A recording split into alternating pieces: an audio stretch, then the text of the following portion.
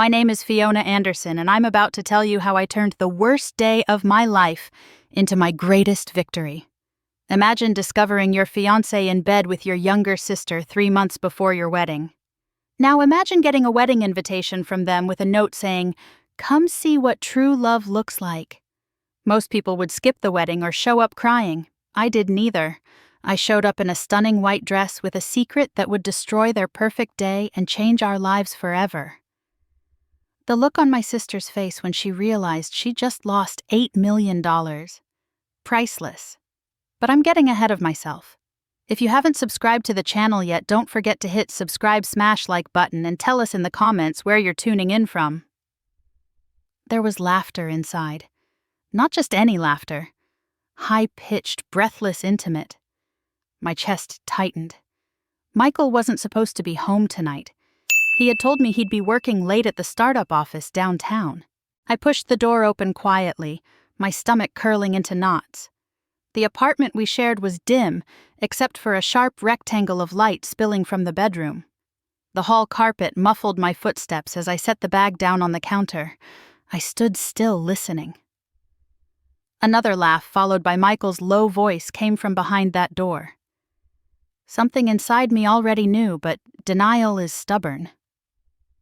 I walked forward slowly, my eyes scanning the living room. The jacket I didn't recognize tossed over the couch, a trail of shoes and clothes leading toward the bedroom. My hand shook as I touched the doorframe. I pushed the door open. The world stopped. Michael was there, tangled in sheets, his skin bare and flushed. And beside him, no, not beside him, wrapped around him, was my sister Sophie. My baby sister, her blonde hair spilling over my pillow, her nails raking his shoulder as she turned to look at me.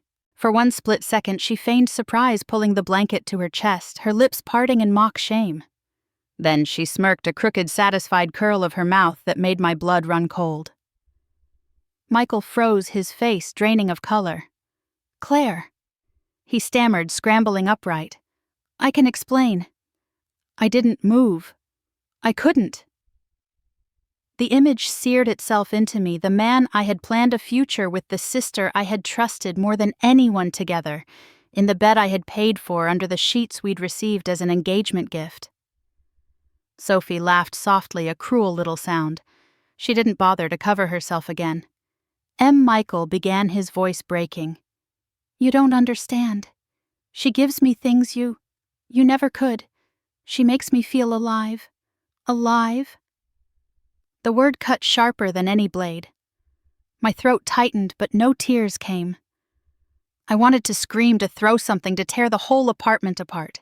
Instead, I stood perfectly still, gripping the doorframe until my knuckles turned white. My thoughts ricocheted, the late nights Michael had said he was at work. The sudden work dinners, the perfume I had smelled once on his jacket. And Sophie. God! Sophie, with her endless charm, her way of sliding into any room and making it hers. How many times had I defended her when people said she was reckless? How many times had I believed she would grow up, that she would finally respect boundaries? Michael reached for me, desperation in his eyes. "Claire, please." I stepped back before he could touch me. The distance felt like oxygen. Sophie tilted her head, still smirking. "Don't look so shocked, Claire. You've always been too serious. You never knew how to keep a man like him." Her words struck, but I refused to let them see me break. My chest was on fire, but I forced my face into stone. "I see," I said quietly, my voice steadier than I expected. I looked at Michael, then at Sophie. "Enjoy each other." I turned and walked out. Each step through the apartment was heavier than the last. I caught sight of the dinner bag still sitting on the counter, untouched, growing cold. My hand hovered over it for a second, then I left it there. The elevator ride down felt endless, my reflection in the mirrored walls pale and hollow-eyed. When the doors opened to the lobby, the night air hit me sharp and cold. I walked out into the city, the hum of traffic filling the silence I carried. My heart pounded, but I kept moving one foot in front of the other because standing still would have shattered me. I didn't cry. Not then. The tears would come later in the privacy of my shower, or maybe not at all. But in that moment there was only a hollow ache, a searing humiliation, and beneath it all, a spark. It was faint, almost imperceptible, but it grew with each step I took away from that building. There would be a reckoning. I didn't know when or how, but I knew this much: justice would come, and when it did, they would never see it coming. 2 months later, I was at my desk on a gray Boston morning, sifting through a stack of bills and architectural drafts, when a cream-colored envelope slid out from the pile. It wasn't like the others. This one was heavier, thick, with expensive cardstock, my name written in Sophie's dramatic cursive. I felt my pulse quicken before I even tore it open. Inside was a wedding invitation. Their wedding invitation. Michael Carter and Sophia Anderson request the honor of your presence. My throat tightened as I read the embossed lettering, the pearl-white sheen of the paper, almost mocking me. It was the exact style I had once chosen for my own invitations, down to the same calligraphy artist. She hadn't even bothered to change the design. My hands trembled as I noticed the folded note tucked inside Sophie's handwriting sprawled across it. Dear Claire, I know this might be difficult, but family should celebrate family. Come see what true love looks like. We'd hate for you to miss it. Love, Sophie and Michael. The words blurred as I stared at them, anger and disbelief rising in waves.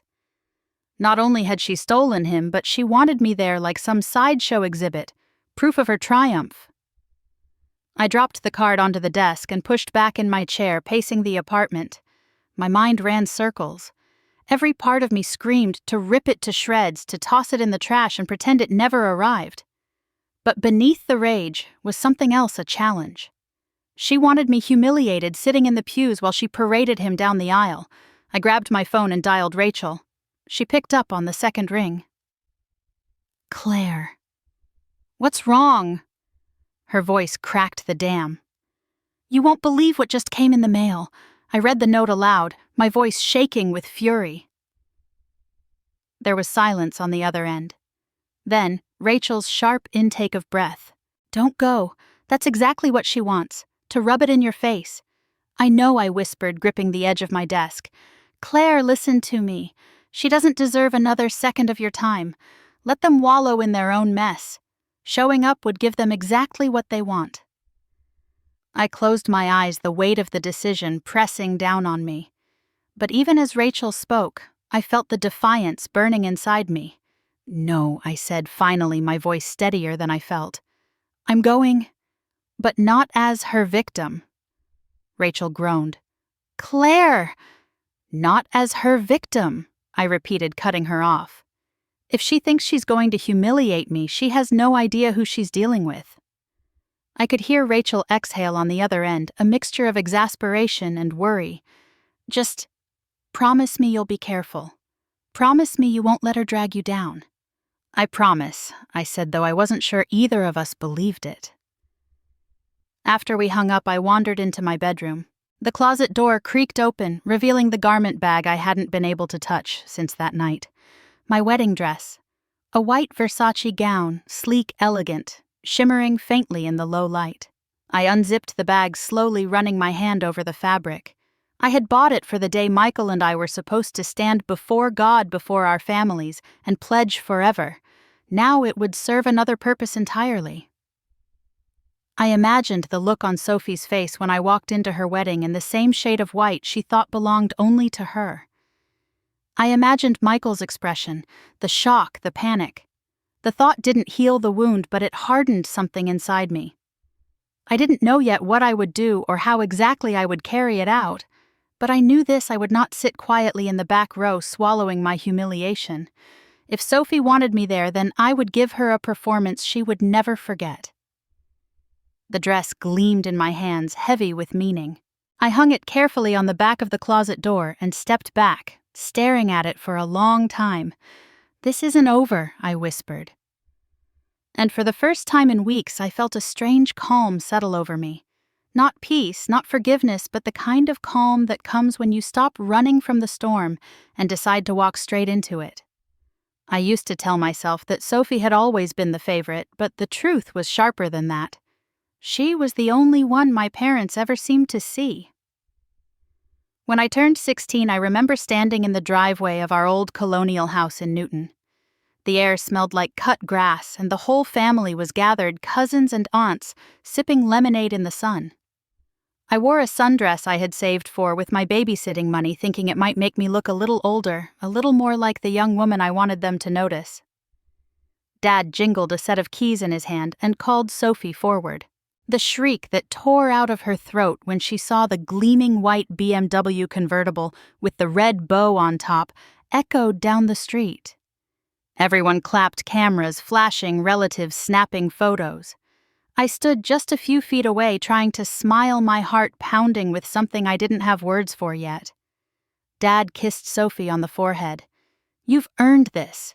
You're our pride and joy." When the noise quieted, Mom turned to me. "And you, Claire?" she said, handing me an envelope. My fingers tore it open, hope flickering for a second. Inside was a yearly bus pass and a note about responsibility. "You need to learn the value of hard work. That's more important than fancy cars." The heat crept up my neck as the relatives nodded approvingly. "Sophia really is the jewel of this family," one aunt whispered loud enough for me to hear. I remember standing there clutching that flimsy pass, feeling like a ghost at my own birthday party. I didn't cry then either. I just swallowed the lump in my throat and nodded like I understood. But that was only one of the countless times. 2 years later, when I had spent sleepless nights perfecting my portfolio for the Peterson Scholarship, 3 years of volunteering at Habitat for Humanity maintaining a perfect GPA building design projects late into the night. I woke up the day before my interview to find my binder missing. After a frantic search, I discovered it crumpled in the backyard, soaked from the sprinklers pages smeared into illegibility. Sophie was lounging on the porch, twirling a strand of hair around her finger. "Oh no," she said with a little pout that never touched her eyes. "I saw it outside this morning. Such a shame." The next day, she walked into the interview room in my place, somehow holding a pristine binder she claimed she had thrown together last minute. By the end of the week, she was congratulated at dinner, the scholarship hers, while I sat silent. My parents telling me, "You'll find another way. Sophie just has that spark you can't teach." I wanted to scream to tell them I had earned it, that she had stolen it from me.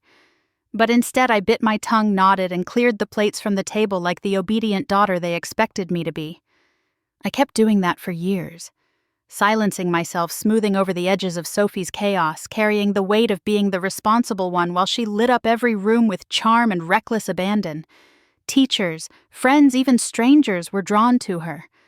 And if I ever dared to question it, the same words were thrown at me. "Why can't you be more like your sister?" I would retreat to my room, sketching building designs by lamplight, whispering to myself that one day patience and discipline would mean something. But the truth is, each time she took something from me, another layer of silence built up inside, another brick in the wall between who I was and who I was expected to be. Now, sitting in my Boston apartment with her wedding invitation spread open on the desk, those memories flooded back like acid. I could almost hear Dad's voice again, see Mom's smile as Sophie basked in the glow of their approval. I could still taste the bitterness of that night when she flaunted the scholarship she hadn't earned. I stared at the pearl-white invitation at the words "True Love" and felt the familiar burn in my chest. For 34 years, I had been the quiet one, the invisible one, the sister who swallowed every insult, every theft, every dismissal. Not anymore. I closed my eyes and drew a long breath, letting the anger settle into something colder, sharper. "I've been silent for 34 years, I whispered into the stillness of the room. No more. When I walked back into the glass tower of Anderson and Combe, that Monday morning, the air felt different. I had worked in that building for 7 years, poured my sweat and weekends into it, but now every polished marble tile seemed to echo with whispers. Heads tilted as I passed through the lobby, conversations cut short. I told myself it was paranoia, but the truth was written in their faces. Pity, curiosity, a flicker of satisfaction. By the time I reached the 22nd floor, my stomach was in knots. I could feel eyes on me as I walked past the open workstations. A group by the coffee machine hushed the moment I came into view. I caught fragments. Her sister, the fiancé. Can you imagine? My cheeks burned, but I kept my chin high, gripping my portfolio like a shield. I had built my career on discipline, on being the one no one had to worry about. While others slacked off, I stayed late refining blueprints until dawn, making sure every line was perfect. That's why Hudson Riverfront Plaza had been mine. It wasn't just a project, it was my future, a $50 million development I had nurtured from concept sketches to groundbreaking. As I reached my office, my assistant avoided my eyes. "Mr. Green wants to see you," she said softly. I knew then. Richard Green, my managing director, was not a man who wasted time. His office overlooked the Charles River, but today the view felt like a backdrop to something far colder. He gestured for me to sit, folding his hands. "Claire," he began, his voice carrying that measured tone I'd heard him use in board meetings. I didn't sit. If this is about Sophie and Michael... His eyes flickered, but he didn't deny it. "Perception matters, Claire. And right now yours is... compromised." I laughed, sharp and humorless. "Compromised. Because my sister betrayed me, because my fiancé cheated." He sighed, leaning back. "It's not fair, but our clients, the investors, they see scandal and they question stability. They're nervous. They don't want your name attached right now." I felt my throat tighten. "Hudson is my project. I've been leading it for 2 years. And you've done remarkable work," he said quickly, as if to soften the blow. "But the board has decided it's best if you take some time off. Clear your head. Time off." My voice cracked. "You're pulling me from Hudson." His silence was the answer. Who, I asked, though I already dreaded the response. "Bradley," he said finally. "Bradley Miller, a junior associate barely out of grad school, more interested in networking than design. I had mentored him, answered his questions, corrected his drafts. Now he would stand in front of the boardrooms presenting my work as his own. I clenched my fists. He doesn't have the experience. He'll ruin it. Clients want a fresh face, someone untainted by personal drama. Richard's voice was firm now, managerial. "This isn't punishment, Claire. It's strategy." My chest felt like it was collapsing. Years of 14-hour days, missed birthdays, canceled vacations, all of it erased because of Sophie's smirk and Michael's betrayal. I wanted to argue, to fight, but I saw it in Richard's eyes. The decision was already made. I gathered my portfolio, my hands shaking, and walked out. The hallway felt longer than it ever had. I could hear the buzz of conversation rise as I stepped through the open office space. Heads turned, eyes tracked me. Someone murmured, "That's her," as if I were a character in a scandal sheet. I forced myself not to flinch, but inside shame clawed at me. Not just because I'd lost Michael. Not just because Sophie had stolen yet another piece of my life, but because they had taken my work, too. My identity. When I reached the elevator, I caught my reflection in the chrome doors. Pale, tight-lipped eyes burning. Behind me, Bradley was already surrounded by a cluster of colleagues, their voices bright with congratulation. He looked uncomfortable, but he didn't refuse. He didn't say my name. The doors slid shut. I pressed my forehead against the cool metal wall, my jaw locked, to keep from crying. The sting of betrayal at home was unbearable enough, but this, the public stripping of everything I had built, was worse. It wasn't just about love anymore. It was about dignity, about everything I had sacrificed being swept aside because I was too quiet, too cautious, too easy to overlook. As the elevator hummed down to the lobby, a clarity settled over me. They thought I would disappear. They thought I would slink away humiliated and broken. But I wasn't done. Not with them. Not with Sophie. When the doors opened, I walked out into the Boston morning, my heels clicking against the marble floor, carrying not just my portfolio but a promise to myself. They had taken my project, but they hadn't taken my will. And I knew deep in my bones that one day soon they would regret underestimating me. My grandmother died on a Tuesday in December, the kind of day when Boston was wrapped in slush and gray skies. The hospital room smelled faintly of antiseptic and peppermint lotion. I held her hand as the machines beeped steadily, her papery skin warm against my palm. She turned her head eyes still sharp, despite the morphine. "Patience. Claire," she whispered, her voice like wind over old stone. "The quiet ones change the world." I squeezed her hand, swallowing the lump in my throat, but there was no time for goodbye speeches. Minutes later, the beeping flatlined, and I was the only one in the room when Eleanor Anderson, the woman who had built a company in an era when women weren't supposed to lead, slipped away. My parents arrived later, Sophie trailing behind in a designer coat she'd bought with money she hadn't earned. She cried loud, dramatic sobs, collapsing against our mother's shoulder, stealing the spotlight even in grief. I stayed in the back, silent, watching the performance. The funeral 2 weeks later was more theater than mourning. My father, Robert, shook hands with half of Boston's business circle. My mother, Margaret, dabbed her eyes delicately while Sophie attempted to deliver a eulogy and broke down halfway through, earning sympathetic murmurs and pats on the back. "She was like a mother to me," she managed between sobs, though Sophie hadn't visited her once in the final months. I didn't speak. I didn't cry. I just remembered the woman who had slipped me peppermint candy during long study nights, who taught me how to balance a ledger when I was 13, who told me once substance outlasts charm. Claire. Never forget that. In January, I received a call from James Mitchell, my grandmother's lawyer. He asked me to come to his office on Tremont Street. The windows looked out over the snow-covered common, the city buried under white. His office smelled of leather and old books, the kind of place where secrets lived. He adjusted his glasses, sliding a sealed envelope across the polished desk. "Your grandmother left specific instructions," he said.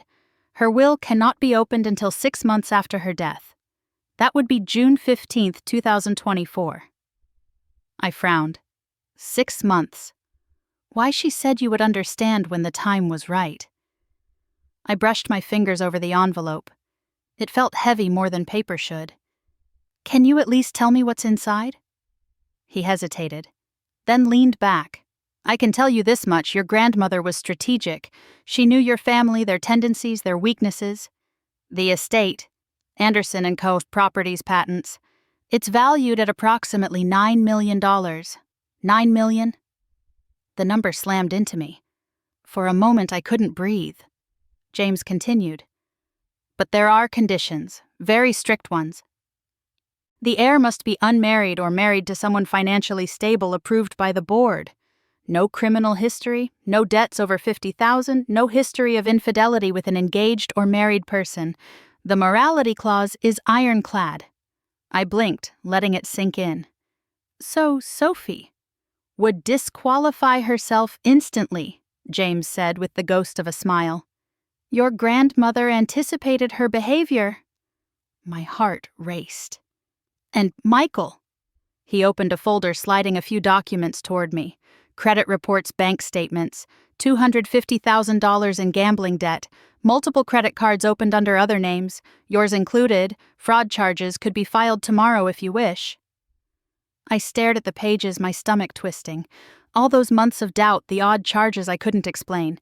They weren't mistakes. They were him. James tapped the folder.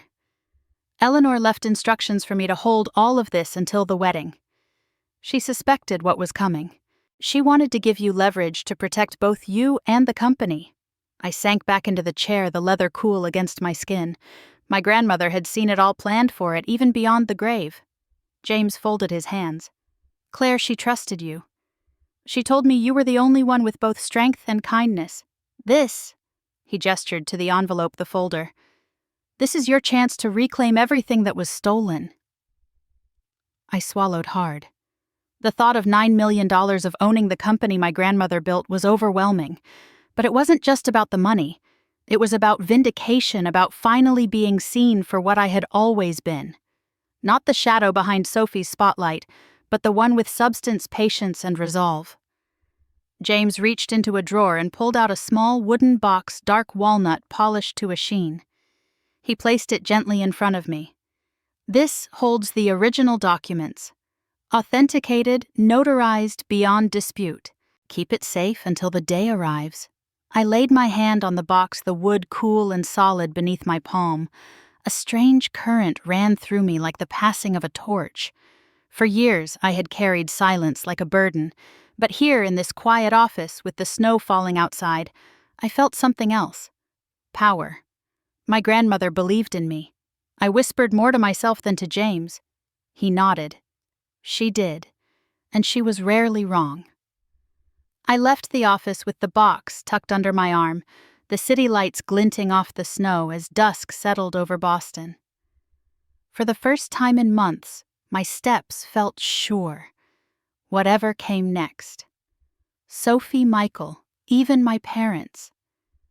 I was ready. The knock came just after 9 on a Thursday night.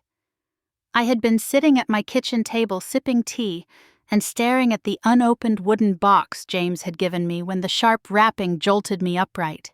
Through the peephole, I saw them. My parents, Robert and Margaret, standing stiffly in the hallway like they were about to deliver a verdict. I opened the door. Mom. Dad. Claire. My father set his jaw tight. His hair, once jet black, had grayed at the temples, but his posture was as rigid as ever, his eyes hard with something between frustration and calculation. My mother offered a brittle smile.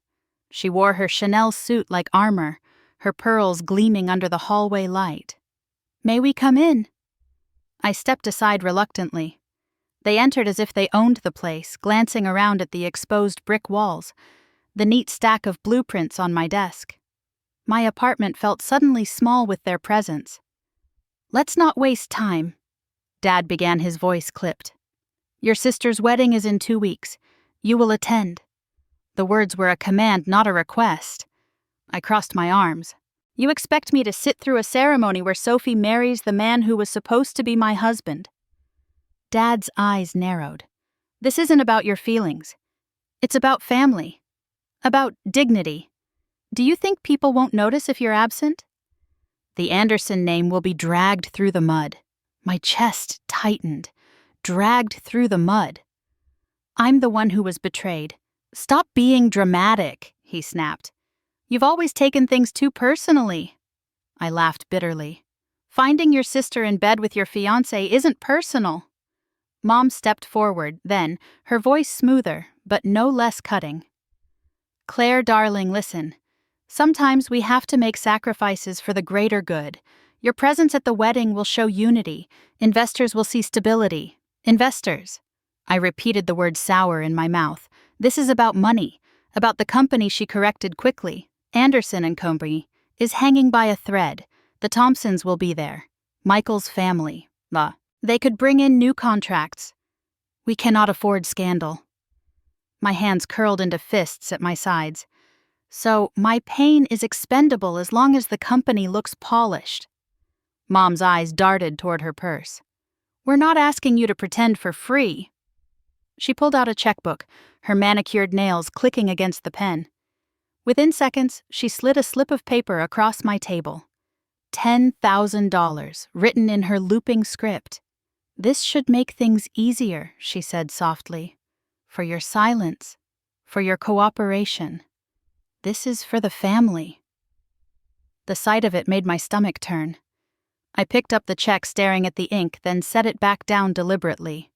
"Keep it," I said, my voice cold. "You'll need it more than I do." Dad's face reddened. "Claire," he growled, "you owe us at least this. After everything we've done for you, your education, your career, don't act like you built it all alone." My laugh was sharp and humorless. "Everything you've done for me. You mean constantly reminding me that Sophie shines brighter, that I should be more like her, That my achievements weren't enough unless they made you look good at cocktail parties. His teeth clenched, the muscle in his jaw twitching. Don't twist this. You're part of a family. Families do what is necessary. I met his glare without flinching. Families protect each other. Families don't sell one daughter to cover the sins of another. Mom's expression faltered, her mask slipping for a second, but she recovered quickly. We're trying to save us all, Claire. If you can't see that you're being selfish. The word selfish rang in my ears. For 34 years, I had bent myself into silence, swallowed every slight, carried the burden of being the responsible one. Now standing in front of them, I felt something inside me snap into place. I straightened my shoulders. You want me to stand at that wedding and smile while Sophie parades around in my dress with my ring and with the man who destroyed me? No, I won't do it. Not for 10,000, not for 100,000, not for your precious company. The silence that followed was heavy. My father's fists clenched at his sides, his chest rising and falling. My mother's lips parted as if to argue, but nothing came out. I stepped closer, my voice low and steady.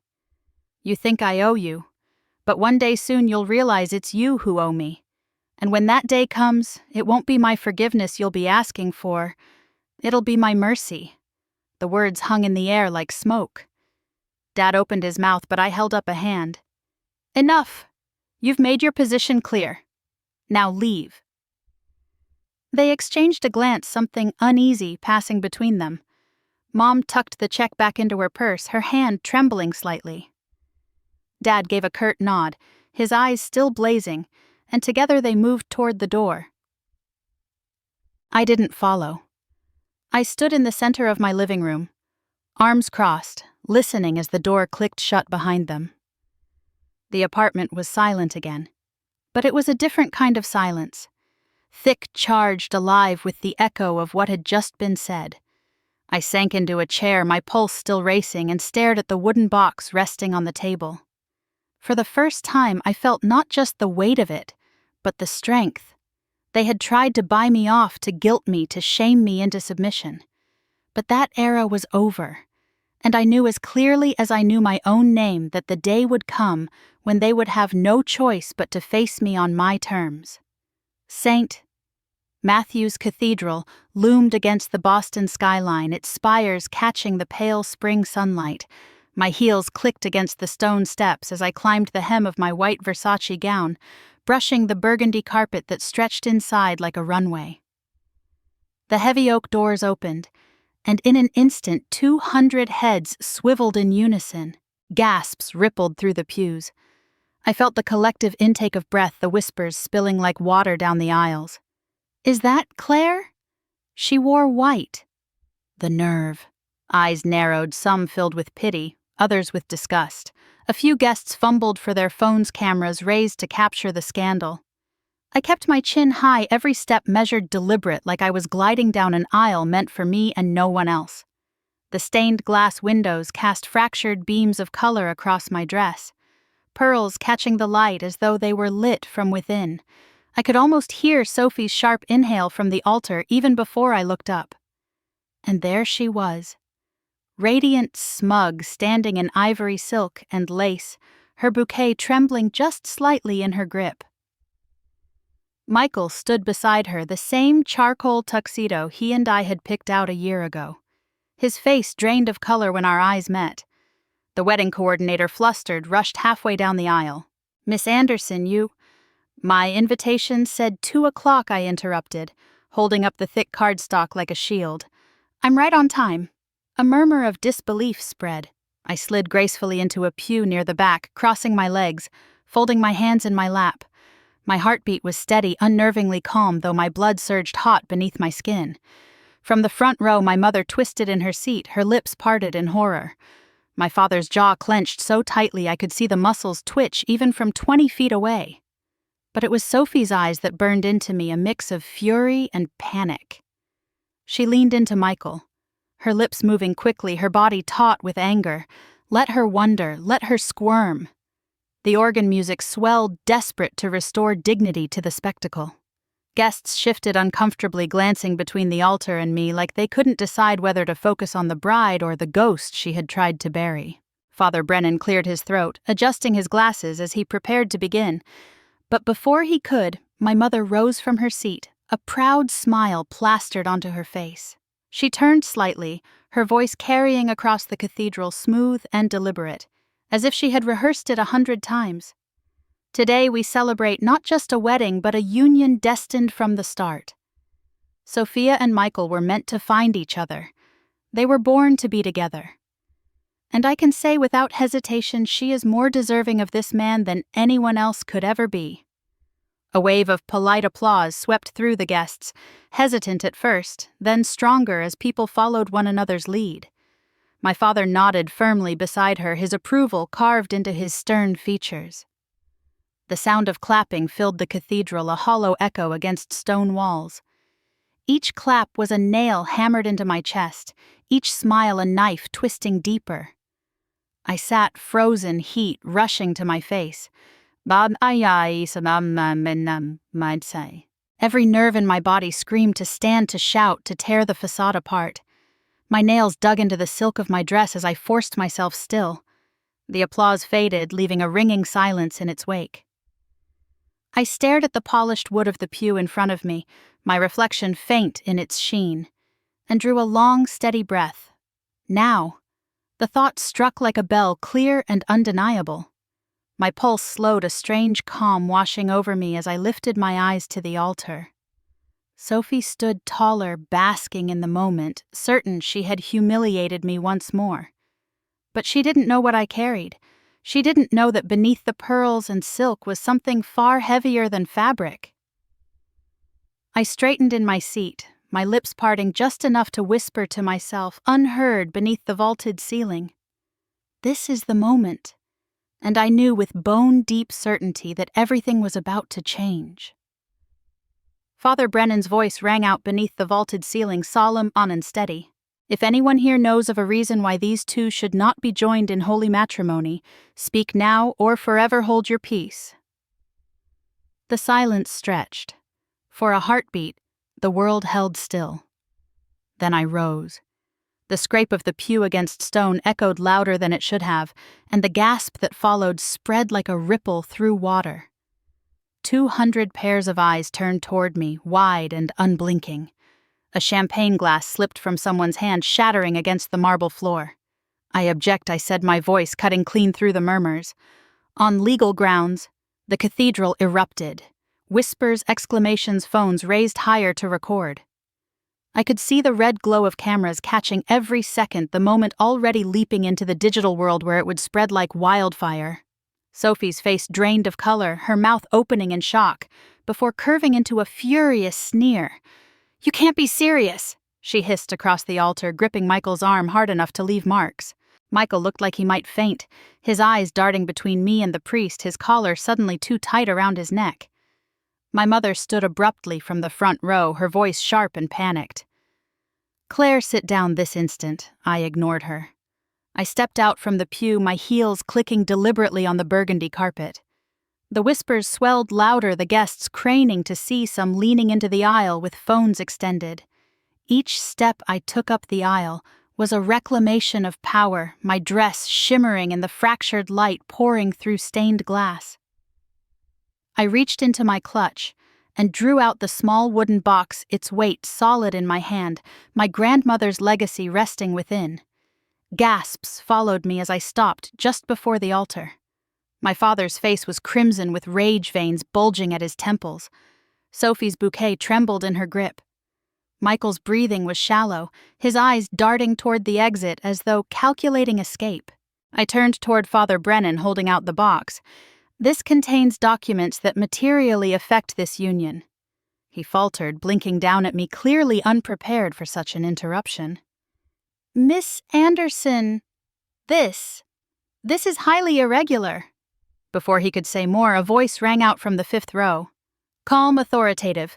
My name is James Mitchell. I am the attorney for the Anderson estate.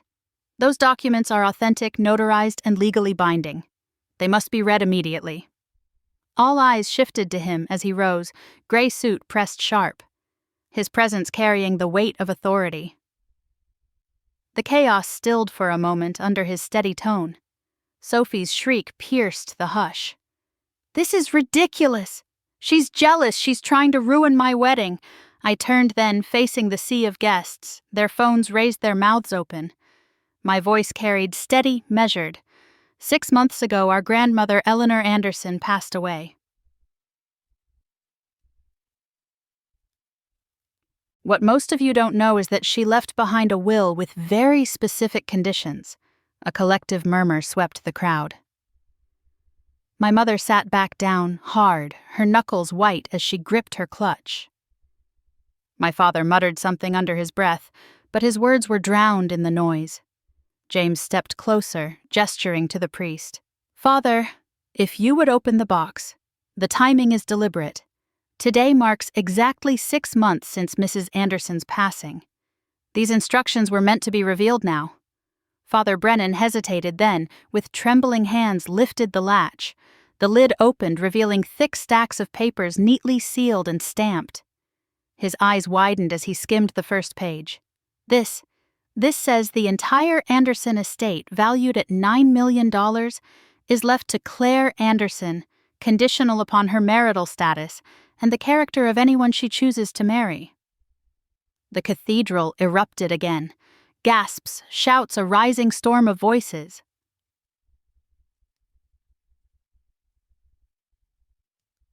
I kept my eyes locked on Sophie. Her face had gone from flushed to ashen, her lips parting in disbelief. James's voice rose above the noise. "These documents are authentic. Eleanor Anderson knew her family, and she wrote protections into her will. Any Anderson who marries someone with excessive debt, a record of fraud, or a history of infidelity is permanently excluded from inheritance." Michael flinched as though struck, his hand twitching at his side. Sophie's grip on him faltered. The whispers swirled higher, guests leaning into one another. Phones still recording. I folded my hands calmly in front of me, the wooden box still open between us. My voice was quiet, but it carried, "This marriage isn't just a betrayal of me. It is a violation of everything my grandmother built. And I will not let it stand." Sophie's bouquet slipped from her hands, petals scattering across the altar floor. The moment had finally arrived. Father Brennan's hands shook as he held up the first pages, but James Mitchell's steady voice cut through the storm of whispers. "The last will and testament of Eleanor Anderson," he announced, "bequeaths the Anderson estate, valued at approximately $9 million, to Claire Anderson, provided she meets the conditions set forth." A wave of gasps swept the cathedral. My mother clutched my father's arm, her knuckles white. Sophie blinked furiously, shaking her head as though she could will the words away. James's tone never faltered. Condition 1: the heir must not be married to anyone burdened with excessive debt or financial fraud. He turned a page. "Michael Carter currently carries $250,000 in gambling debt. Additionally, he opened 3 credit cards in Claire Anderson's name without authorization. Fraudulent activity?" The crowd erupted, voices colliding over one another. "Did you hear that 250 grand fraud?" Phones lifted higher, capturing every expression. Michael's face drained of all color, his mouth opening and closing like a man drowning. He stammered, That's not." But his words drowned beneath the roar of whispers and the flashing of cameras. James pressed on. "Condition 2. Any Anderson family member who marries someone with a proven history of infidelity while engaged or married forfeits all claims to the estate." His gaze shifted towards Sophie, sharp as a blade. "You pursued a relationship with your sister's fiancé while he was still engaged to her. That is infidelity by definition." Sophie's bouquet slipped from her hands, white roses scattering across the polished floor. Her voice rose in a shriek. "This is a lie! A trick, she planned this." But James was relentless. He lifted another document stamped and signed. Condition 3. Any prenuptial agreements signed prior to marriage are binding and enforceable in determining eligibility. Sophie Anderson signed such an agreement last month, waiving financial claims to her spouse's assets. The laughter began quietly. An incredulous chuckle from somewhere in the crowd, then spread like wildfire. Guests leaned toward one another, shaking their heads, smirking behind their hands. Some didn't bother to hide their amusement. Sophie's face burned crimson, her eyes wild. She turned on Michael, her voice rising to a near scream. "You made me sign that. You said it was just paperwork." Michael tried to shush her, his hand gripping her arm, but the guests were already whispering furiously. She signed away everything. Can you imagine, the sister of all people? I stood rooted calm in the storm. For years I had been the silent one, the overlooked one. Now the weight of proof of truth was finally mine. James raised his voice, cutting through Sophie's protests. To summarize, the estate including Anderson and Company, associated patents and properties passes in full to Claire Anderson. Sophie Anderson and Michael Carter are hereby excluded. Sophie let out a wail, sharp and desperate. No, this can't be happening. This is a setup. She turned toward Father Brennan, toward the board members seated quietly among the guests, toward anyone who might save her. It's not fair. She's doing this to ruin me. James's final words landed like a gavel. The documents are authenticated, notarized, and irrefutable. Your grandmother intended for this moment, and the timing is not an accident. This is her legacy, and it stands. The cathedral was chaos now. Guests whispering, some laughing outright, phones buzzing as the story spread beyond these stone walls. Sophie sank to her knees on the altar, her carefully styled hair coming undone, mascara streaking down her face. Her voice broke into a ragged cry. This is a trick. She doesn't deserve any of it. This is a lie. But even as her words echoed, James kept reading, and the truth was too clear, too meticulously laid out for anyone to doubt. Every gasp, every snicker from the pews, every glare directed at Sophie, told me what I had waited my whole life to hear. The tide had turned, and this time there was no going back. The commotion had barely settled when the cathedral doors creaked open again, and two uniformed officers stepped inside. Their presence silenced the crowd in an instant, the chaos shrinking into hushed murmurs. Michael Carter, one of them, called, their voices echoing against the vaulted ceiling. Michael stiffened, color draining from his face. What is this?" he stammered, his eyes darting from the officers to Sophie, then to me. The taller officer stepped forward, his tone even but firm. "We need you to come with us, sir. There are questions regarding fraudulent credit accounts under Miss Anderson's name." Gasps rippled through the guests again.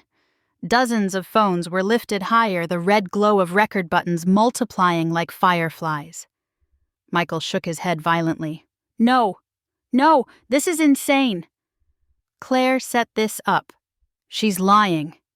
His voice cracked as he tugged at his sleeve, trying to pull away when the officer reached for his arm. "I'm not going anywhere." The struggle was short-lived. Within seconds, Michael was restrained, his cufflinks clattering to the floor as the officers guided him firmly toward the doors. His protests rang out sharp and desperate. "Sophie, do something. Tell them Claire's framing me." Sophie stood frozen, her face streaked with tears, bouquet long abandoned at her feet. She reached toward him feebly but didn't move. The crowd was no longer with them. Every eye, every lens captured their humiliation. By the time the doors swung shut behind Michael, the hashtag was already alive. I heard whispers, laughter, the quick tapping of fingers. Bride sister, objection. 4 million views already. Someone giggled. This is going viral.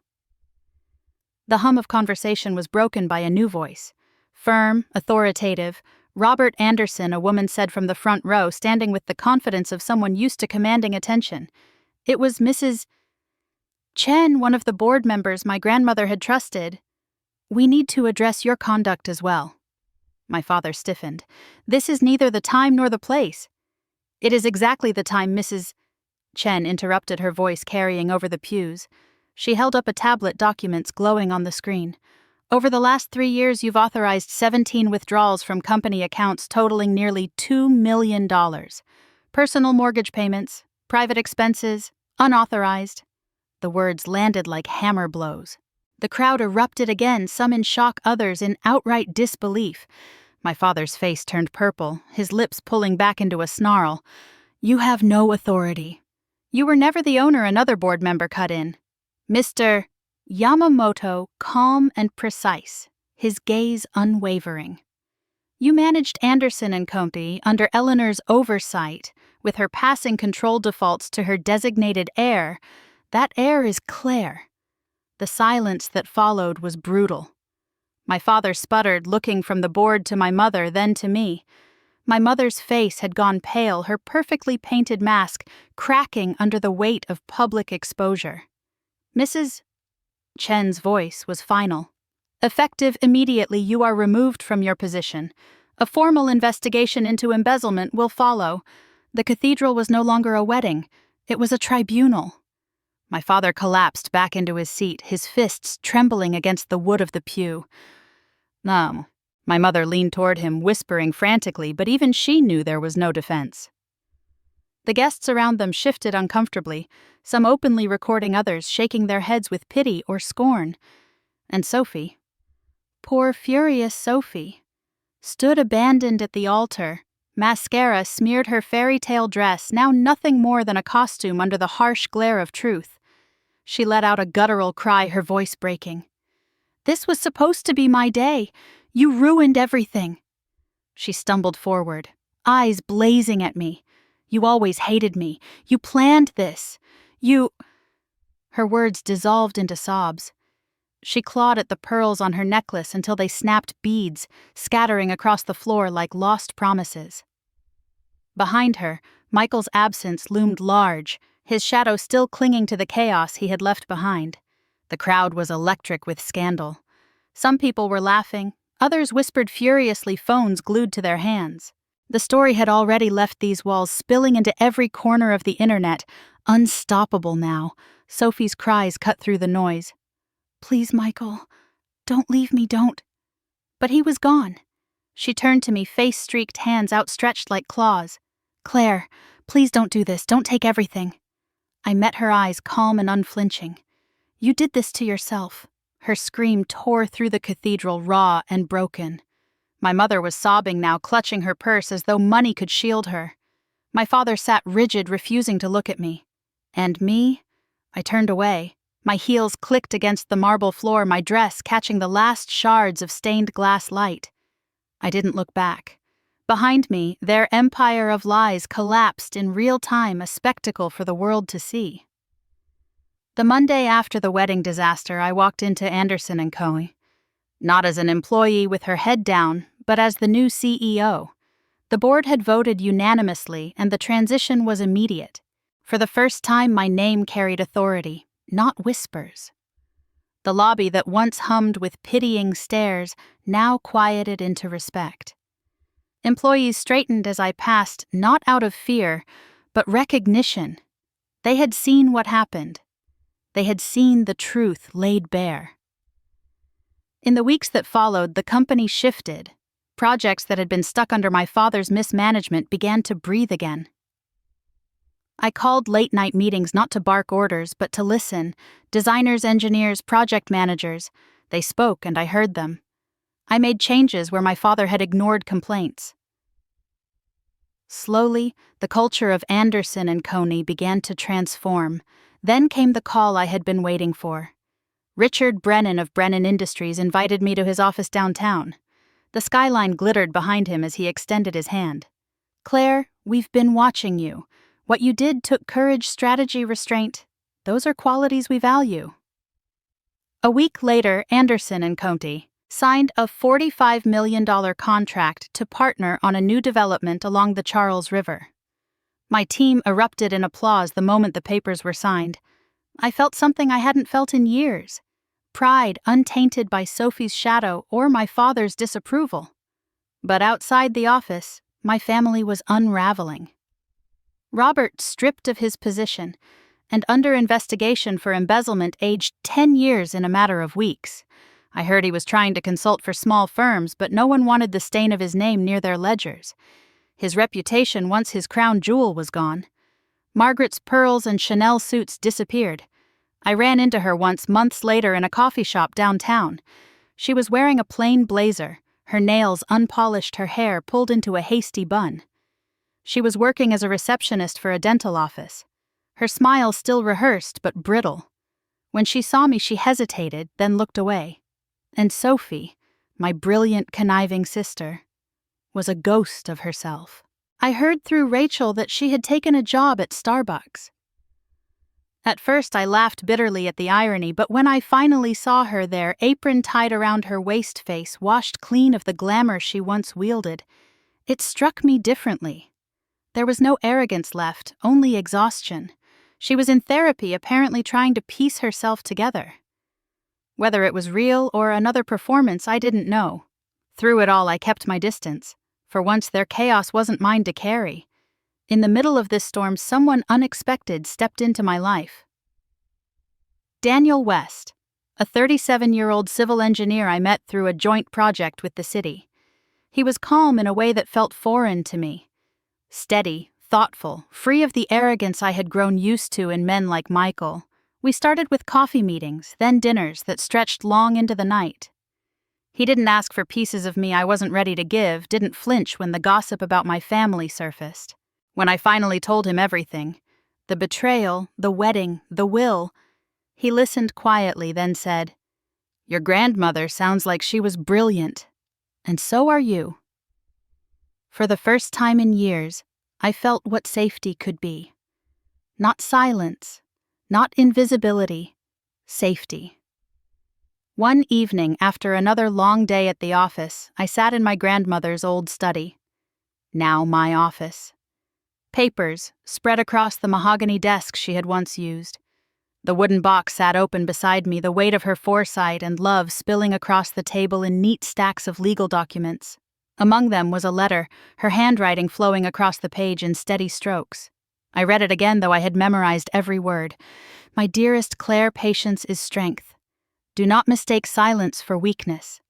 In time, the world will see you for who you are, and when that time comes, lead with both wisdom and grace." I closed my eyes, holding the paper to my chest. Her voice lived between the lines, steadying me. She had seen me when no one else did. She had trusted me with everything, and now I understood why. I rose from the desk and stepped toward the window. The city stretched out before me, the Charles River shimmering under the evening lights.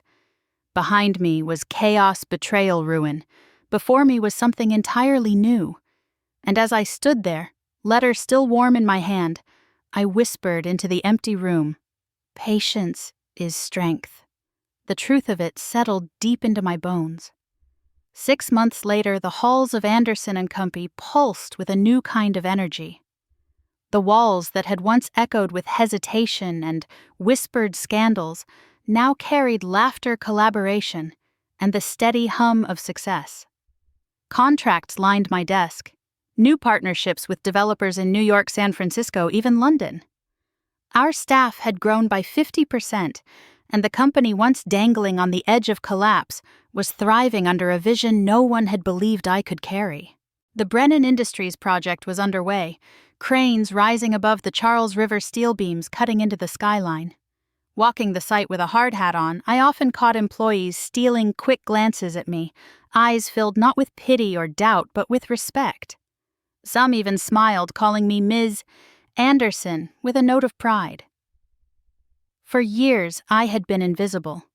Now I was the center of something real. But not everything had healed. My family remained fractured, scattered in the wake of truth. My father spent his days consulting for a small suburban firm, his glory days stripped away, his name still tainted. My mother adjusted to life without pearls and champagne luncheons, answering phones in a downtown office with a hollow smile. And Sophie. Sophie was a story of her own. One crisp October morning, a letter arrived at my office. The handwriting was shaky, but I knew it instantly. Sophie. I sat at my desk staring at the envelope for a long time before opening it. Claire. I know you probably don't want to hear from me. Therapy has forced me to face things I've never admitted, not even to myself. I was jealous of you. I always have been. You were everything I wasn't. Disciplined, smart, respected. Instead of trying to grow, I tried to tear you down. I thought if I could take what you had, I could become you. But I only destroyed myself. Michael was never about love. He was about winning, proving I could take even your future husband. It was pathetic. You showed me who I really was that day at the cathedral, and as painful as it was, I needed it. I don't expect forgiveness. I just want you to know I see it now. Sophie. I read the letter 3 times waiting for the old anger to flare. But it didn't. There was no satisfaction in her downfall anymore, no thrill in her apology. Only a quiet recognition that the past could not be undone. I folded the letter and slid it back into the envelope, tucking it into the bottom drawer of my desk. I didn't respond. Not because I hadn't heard her, but because I needed the boundary. For once, I didn't owe her my time, my words, or my forgiveness. That night, as I stood on the balcony of the corner office that had once been my father's, the city stretched out below me.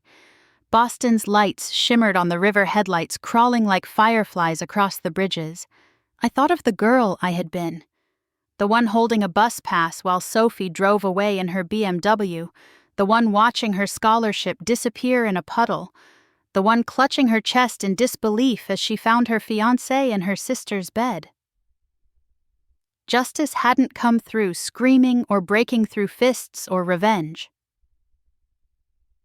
It had come quietly through paperwork, truth and patience.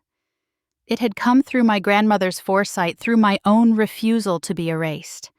I whispered into the night air, justice doesn't have to be loud. It lives in the documents, in the truth, in the strength to wait until the world reveals itself. The wind carried my words away, but I felt them settle inside me like stone. Behind me, the office buzzed with possibility. Teams planning, designers sketching the future being built brick by brick.